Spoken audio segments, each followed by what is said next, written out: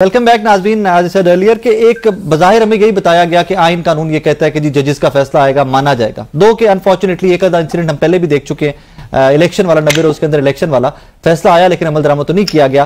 फैसला अली आजाद साहब, way out क्या है, ऑप्शन क्या है कि मतलब इज इट पॉसिबल कि कोई फैसला ना माना जाए?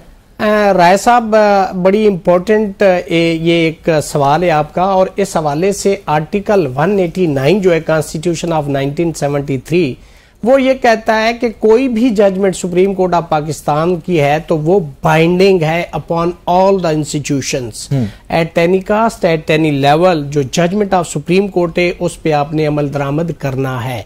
अगर नहीं होता तो फिर आपके पास सुप्रीम कोर्ट के पास दो ऑप्शन है। आर्टिकल 190 कॉन्स्टिट्यूशन का ये कहता है कि वो किसी भी इदारे को अपनी मदद के लिए तलब कर सकते हैं और कह सकते हैं कि इस जजमेंट को ट्रू सेंस में इंप्लीमेंट करके रिपोर्ट सबमिट करें सुप्रीम कोर्ट ऑफ पाकिस्तान में।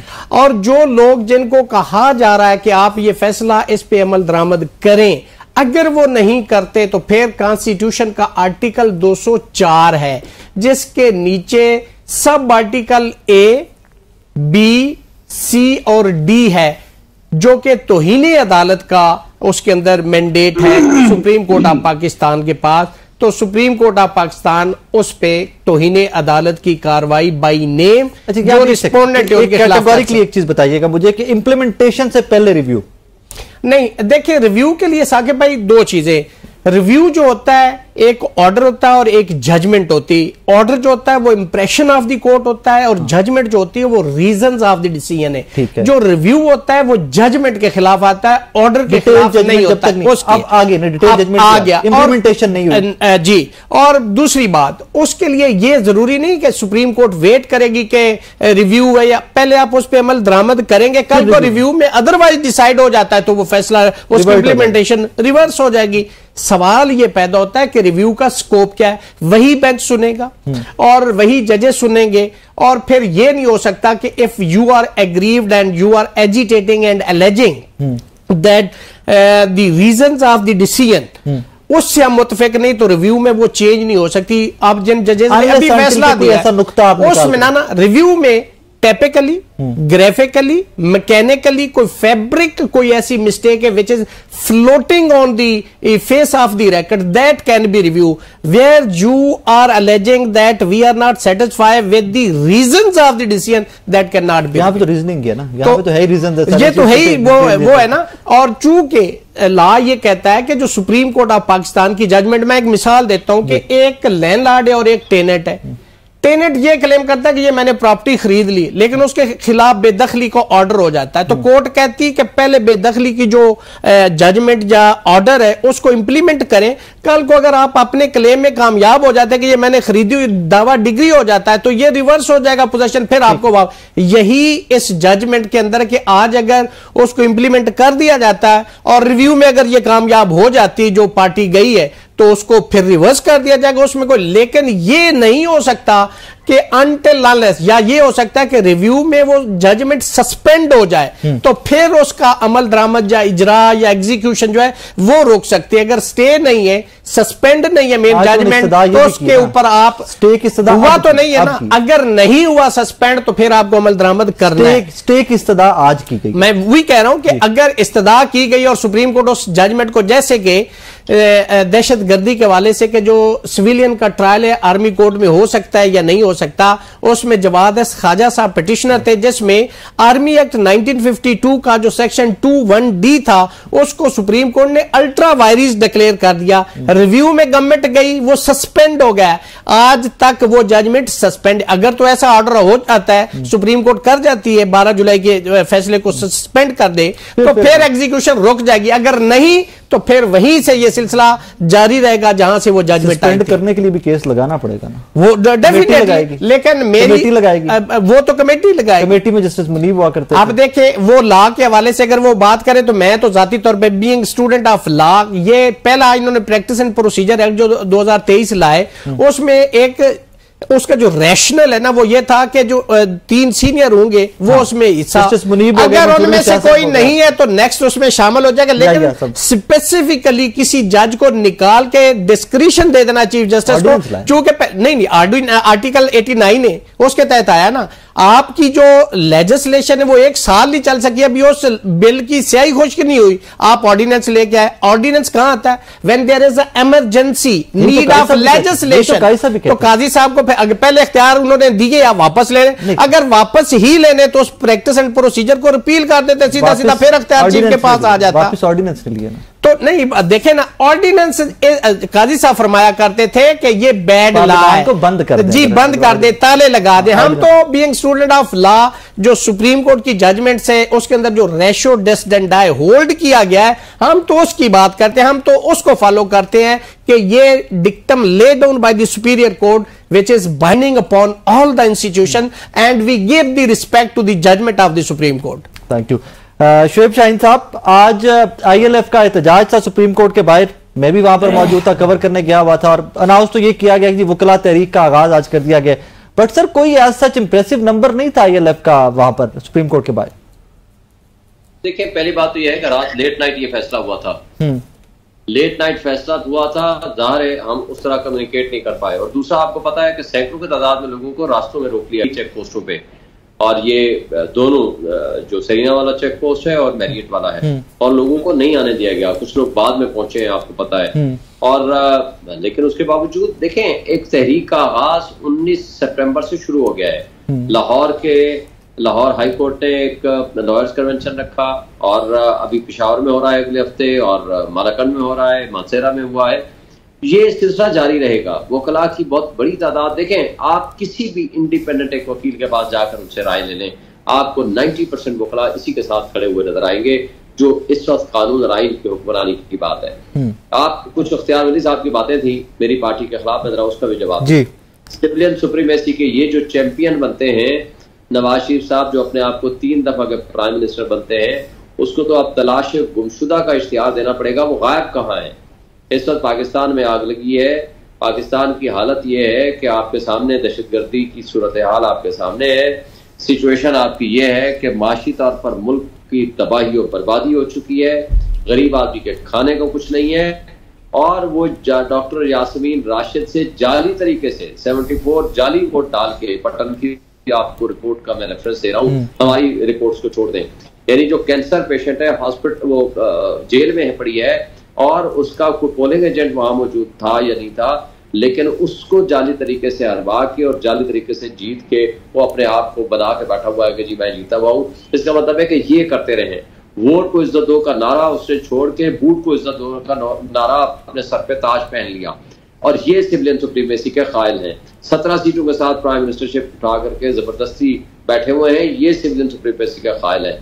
और जो ट्राइब्यूनल्स का मामला कह रहे हैं, मुझे बता दें कि ट्राइब्यूनल में पहले खुद तब्दीली लाए कि जी जो सिटिंग जज होगा with the consultation of chief justice हम अपॉइंट करेंगे। आप कहते हैं कि नहीं रिटायर्ड लगाएंगे, आप कहते हैं फिर एक्ट ले आए कि नहीं जी रिटायर्ड होगा।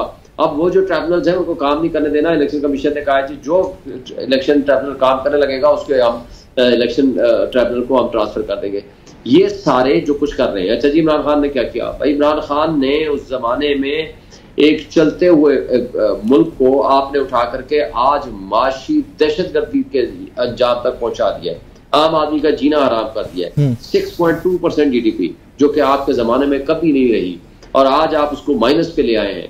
और सूरत हाल आपकी ये है कि पाकिस्तान में हर शख्स के पास एक रोजगार था। घरों की जहां तक बात करते हैं कि सारे अंडर नहीं शुएब साहब, अब तो कहते हैं कि जो इशारियां नीचे आ रहे, महंगाई कम हो रही है। अब तो महंगाई यूं कम हो रही है कि सालाना जो है 40% महंगाई हमने कर दी। अब उस 40% के ऊपर अब 11% जो है ना मंथली बेसिस पे या सालाना बेसिस पे अब हम उसको मजीद इजाफा कर रहे हैं, यानी 40 को आप 11 से मजीद दर दें। ये इख्तियार साहब मुस्कुरा रहे, मैं उन्हीं से जी इख्तियार साहब कोई जी पेट्रोल की कीमत आपने जिस वक्त इंटरनेशनल मार्केट में $117 के हिसाब से थी, इन्होंने उठा करके उस वक्त 150 रुपए जो हमारा था, कहते थे महंगाई मुकाओ मार्च लेकर आए हैं। आज दुनिया की कम तरीन रेट पे मौजूद है, फिर भी ये 350 रुपए में दे रहे हैं। और उस वक्त ये कहते थे कि 1 रुपया पेट्रोल बढ़ता है तो हमारे दिल को कुछ होता है। आज इनके दिल जो है ना वो खत्म हो चुके हैं। और आज जो कुछ ये कर रहे हैं, जिस तरह बिजली का 15-16 रुपए पर यूनिट के हिसाब से प्रैक्टिकली आज 100 रुपए यूनिट तक पहुंचा। इख्तियार साहब, जो आपकी इख्तियार साहब, अब तो शुएब साहब कह रहे पेट्रोल बहुत सस्ता हो गया, इंटरनेशनल मार्केट में तेल बड़ा सस्ता हो गया, आज आपका दिल नहीं डोलता सर? हाय हाय, मैं फिर वही बोलूंगा ना कि ये शुएब साहब जो है ना, ये अपोजिशन में बड़े अच्छे बोलते हैं।